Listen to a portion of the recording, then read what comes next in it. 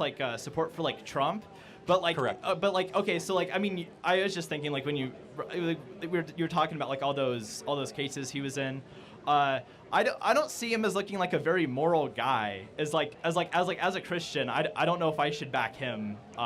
So what's your feelings? So when you vote, I'm curious. This is not a sarcasm. Gotcha. Do you vote for people or for policies? What's up guys, welcome back to my channel. It's your girl Nana. Today we are back again with another video from Charlotte. Today college student debates whose country was better. Is it Trump or Biden's? Oh my goodness, this is going to be interesting. So guys, without further ado, let's get started. Right, disagreements given priority, but yes, anyone? Yes, yes, sir. Yeah. So A war contractor. Oh yeah, I know. I don't agree with them. But okay, I won't give you a hard time. Okay, thanks. Yeah, thanks for coming to Salt Lake, Charlie. I'm a Christian, and so I kind of find it weird. Like I don't know. Because you kind of express support for like. Hey. Guys, let him talk, please. Yeah. You like express like support for like Trump. But like, correct. But like, okay, so like, I mean, I was just thinking like when you're talking about like all those cases he was in, I don't see him as looking like a very moral guy. As a Christian, I don't know if I should back him. So what's your feelings? So when you vote, I'm curious. This is not a sarcasm. Gotcha. Do you vote for people or for policies? I like to consider both. Okay, that's fair enough. Which one would matter more? I think policies matter more. Okay, so then that's the answer to my but question. No, but I don't think I think their policies are pretty similar when you break it down. Like I think their border, like you talk about people coming across the border, but like it looks like their actual policies on how they're handling the border and how they're sending out like enforcement is very similar to Trump and Biden. That's not true. And I think they're both just trying to keep up the economy of Obama. Like Trump didn't really do anything new for the economy, and Biden's just trying to bring it back to where it was. So I don't think they're. Okay, yeah. So on the border, do you know about Remain in Mexico? Do you know about any of those or? Vaguely, yeah. Yeah, I mean, we have that policy now. Now we don't. Yeah. Yes, the numbers, the border crossings were down to record lows. Now they're to 10 to 15,000 a day. So you can't possibly say they're the same. Sure. So Tom Homan, who was Barack Obama's border chief, 30 years in the position, said Donald Trump was the best on the border of any president he ever served under. Right. So you can't compare those two. On the economy, everyone would here agree the economy was better under Donald Trump than Joe Biden. Everyone would agree. They would say that higher wages, prices were more affordable, the economy was more stable, period. On wars, how many new wars started under Donald Trump? None. How many under Joe Biden? I forget. Yeah, exactly. It's hard to even count. I mean, you have Gaza, Israel, Iran, you have Ukraine, Russia, you have Yemen against Saudi Arabia. Under Donald Trump, no new wars, period, globally, across the planet. It's never happened before in 30, 40 years, so you can't equate the two. So as a Christian, blessed are the peacemakers. Trump is a peacemaker, right? Like, did he make any peace? Oh, yeah. You know the Israel peace deal that he signed between the United Arab Emirates, Saudi Arabia, Bahrain, and Israel? Do you remember that? He signed the Abraham Accords, which was the greatest peace deal of Israel in the modern lifetime. Donald Trump prevented Vladimir Putin from invading Ukraine. How so? Well, he didn't invade Ukraine. But sure. The way he did that is he met with them in Helsinki under great opposition and condemnation and said, I want diplomacy, not war with Russia. And it was the right move for the Western world, period. And Vladimir Putin did not move an inch into Ukraine. You know where he did move an inch into Ukraine? Under Obama, he annexed Crimea. Under Joe Biden, he invaded Ukraine. Not under Trump. He wouldn't dare. You know why? He also feared Trump. Because Trump sat next to Putin. And he said before, he said, oh, the photographers are here to take a picture. Oh, by the way, those are really nice gold things you have on the Kremlin. It'd be a shame if someone melted them. Let's pose for a picture. True story. Vladimir Putin tells it. Donald Trump threatened bombing the Kremlin if Vladimir Putin invaded Ukraine. He was so crazy that Putin basically believed him. But the point is in the reality, right? The reality is we had less people invading our country. There were less wars abroad. The economy was better. The country was more stable. It's as factual as one can get. But why I'm not convinced that like any of the economy stuff had much to do with like the presidential like policy differences. It really looks more like if you look at like corporate profits going up, it looks like just corporate greed like going out of control after COVID. So the blue collar workers, we saw a blue collar boom under Donald Trump. Working class people saw the greatest rise to their wages in 20 years under Donald Trump. Electricians, welders, plumbers. You can fact check me on it. Just Google Okay. blue collar boom, Donald Trump. But on one issue that everyone should vote for. What did he do to do that? Like, how did Trump make that Well, happen? he did a tax cut for working men and women. He deregulated the economy, and he restricted the labor supply by bringing in less foreign labor, which therefore raises wages for working men and women in this country. Okay, but so like you talked about foreign labor as well. So Correct. so like wouldn't it be a better solution to like to just like legalize like the labor of like even like illegal immigrants and just make sure like they have to get paid as much so that they can't be like exploited? No. Why is that? Well, send them back to their country of origin if they're here illegally. But what if they're like a refugee? Well, did they claim asylum correctly? What are they a refugee from? Um, a poor country or actual war? Well, I mean like there's a refugee. The asylum is being abused like you wouldn't. People are saying, "Oh, I'm claiming asylum from Mexico. Why?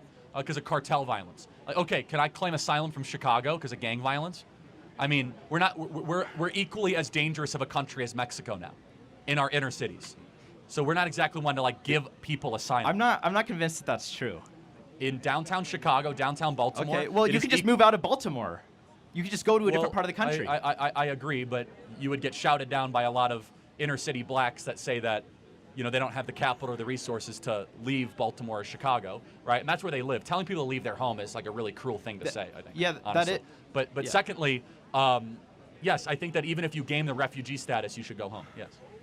Wait, what are they claiming refugee asylum from? I don't know. I just remember like I'm not super familiar. I just remember like a few years ago, like Honduras was pretty bad, and so people were coming up here, and then they were like getting rejected at the border. Yeah, I mean, go back to your country and fix it. We have huge problems in this country.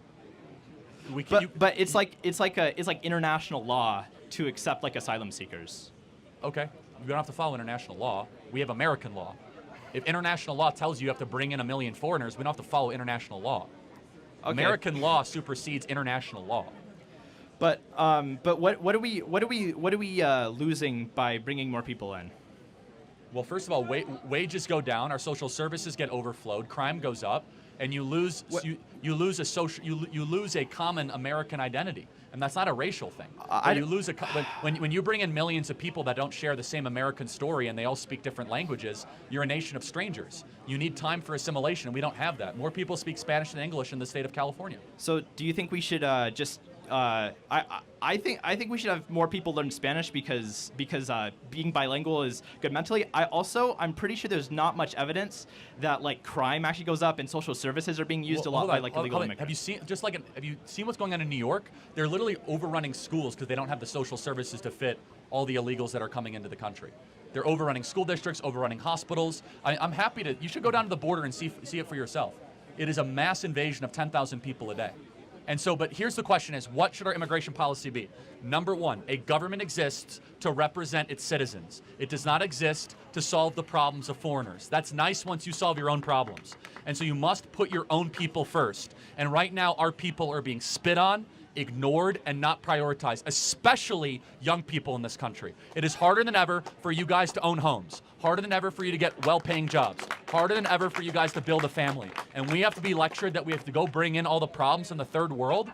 No, we should close the doors and say, you're welcome into this country if and when we solve our problems here domestically. Okay, what policy do you support to make it easier for young people to buy homes? Get rid of BlackRock purchasing a bunch of homes and renting them back to us. Okay, so like seize their assets? Not seize their assets. Make it illegal that asset managers over $500 billion can't buy single-family homes. Okay, I really agree with that. That's great. Thank you. Yeah. It's okay. a super simple policy fix. If you have assets under management over $500 billion or $100 billion, you should not be in the single-family home business. Period. Okay. And that's artificially boosting housing prices across the country. I believe homeownership is a moral good for all humans. Okay. Thank you. Thank you. Yes, sir. Wow. Okay.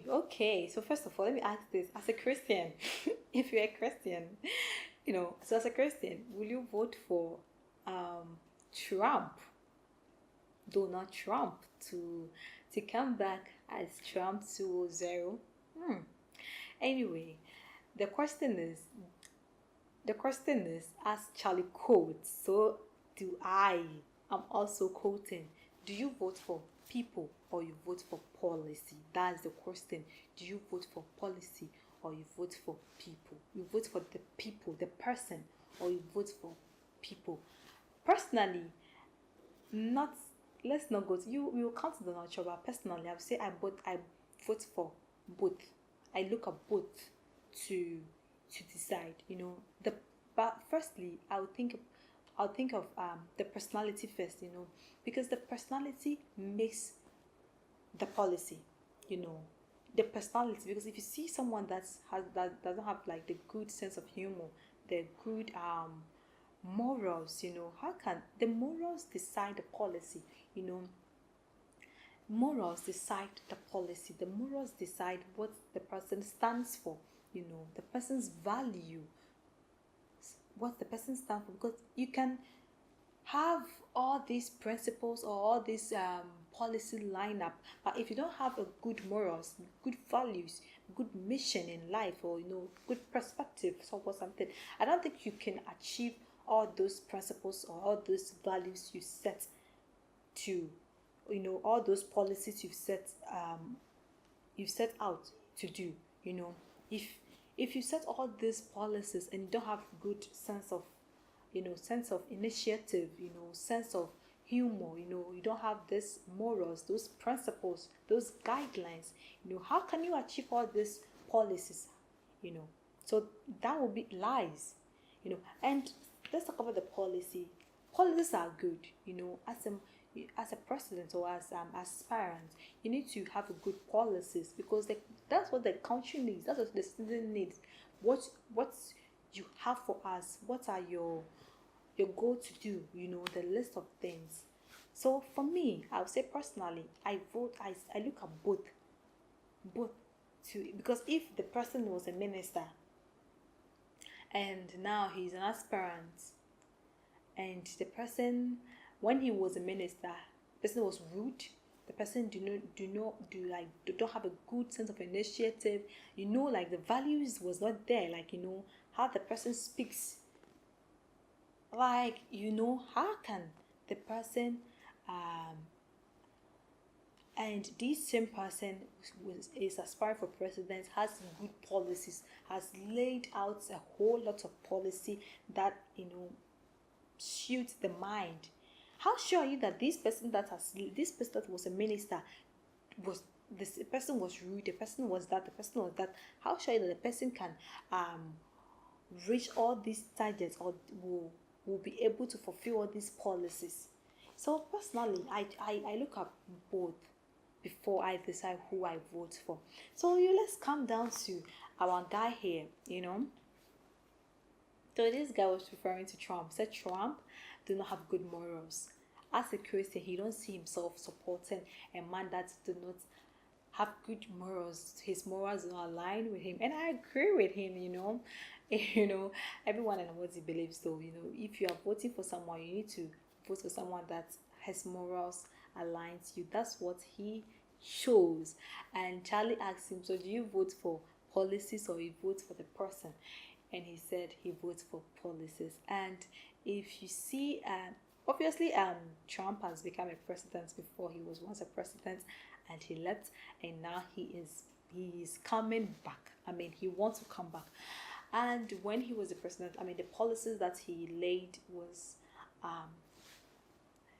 a good to go one, with no war policies. And yes, if you look at it, it was so, and he did it. The peacekeeping between Israel and other stuff, like he put policies in place, and yes, he did it.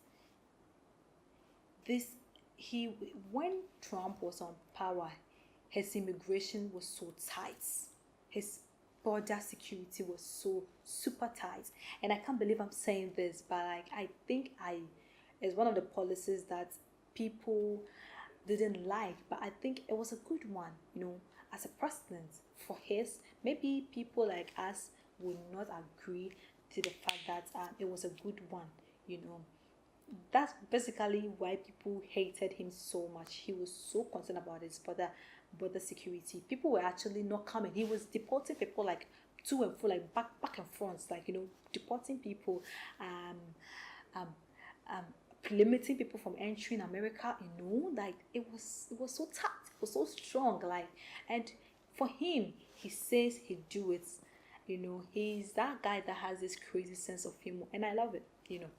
But then let's talk about this immigration. I can't believe I'm saying this. Someone actually said something as a black, why is supporting Trump? And it's crazy, but I think the person has a point. As a black guy, as a black lady, why are you supporting Trump? But I think, fine, we support people for your selfish needs, like what's the person actually want to do for you. That's what sometimes we look it up, and if that the policy doesn't favor us, we tend ourselves not to support again. But if we are trying to be realistic here, not being selfish here, I think the policy was actually good. Securing border is for the betterment of his country, because opening your border for people coming in to and fro diminish your culture, diminish your principle, diminish your country. It declines your country, because you open your border for everyone to come inside. Now your culture is gone, because people comes to your country, they do not even respect your culture. They share different values, different languages, and you open your country, and your country is full of people that do not share the same culture with you, do not share the same value with you. If you go to some aspects of country, people cannot even speak English. People can barely speak English, but yes, they're in their country.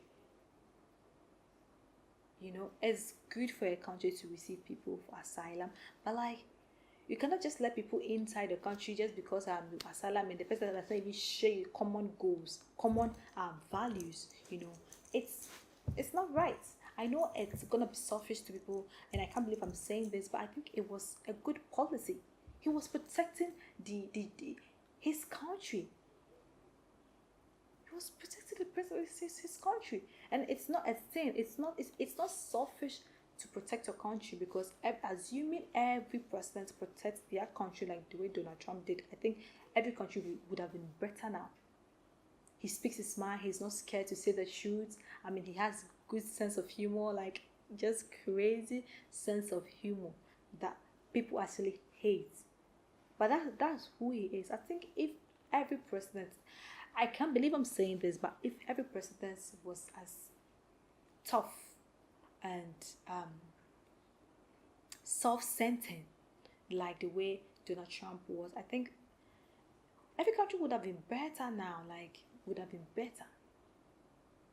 And I think, Donald Trump 2.0. I think Donald Trump for president.